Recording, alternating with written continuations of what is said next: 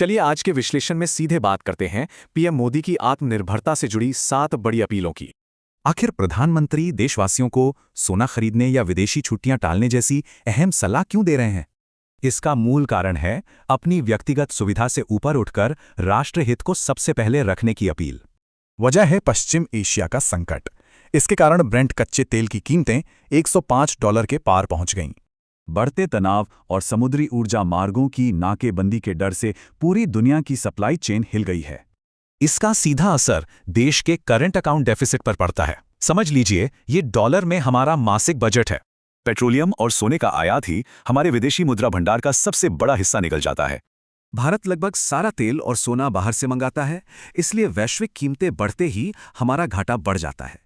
तो बड़ा सवाल यह है, हमारी रोजमर्रा की छोटी आदतें अर्थव्यवस्था को इन वैश्विक झटकों से कैसे बचा सकती हैं? इन 7 अपीलों में पहली है वर्क फ्रॉम होम और कार पूलिंग अपनाना, ताकि महंगे विदेशी ईंधन पर हमारी निर्भरता कम हो। दूसरी और तीसरी अपील, निजी गाड़ियों की जगह पब्लिक ट्रांसपोर्ट और माल ढुलाई के लिए ट्रेनों का इस्तेमाल करना। चौथी अहम बात, विदेशी यात्राओं और डेस्टिनेशन वेडिंग की बजाय लोकल टूरिज्म चुनें। देश का पैसा देश में ही रहे।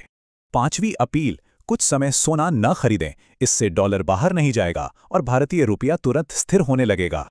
छठी और सातवीं अपील, रासायनिक खाद कम करें, इलेक्ट्रिक गाड़ियां अपनाएं और घर के लिए सिर्फ मेड इन इंडिया सामान खरीदें। मेक इन इंडिया और घरेलू मैन्युफैक्चरिंग को बढ़ावा देने से आयात घटेगा और देश के अरबों डॉलर सालाना बचेंगे। इथेनॉल ब्लेंडिंग से लेकर घरेलू सेमीकंडक्टर चिप्स तक एक पूरी तरह आत्मनिर्भर इकोसिस्टम बनाने के लिए लगातार निवेश जरूरी है। बड़े उद्योगपति भी मानते हैं कि सोने का आयात छोड़कर हमें देश के बुनियादी ढांचे में निवेश बढ़ाना चाहिए। हमारा अंतिम लक्ष्य यही है, कच्चे माल को देश में ही रोकें और पूरी तरह स्वदेशी हाई वैल्यू उत्पाद तैयार करें। क्या आज के हमारे ये छोटे फैसले कल एक मजबूत और पूरी तरह आत्मनिर्भर अर्थव्यवस्था की नींव रख सकते हैं?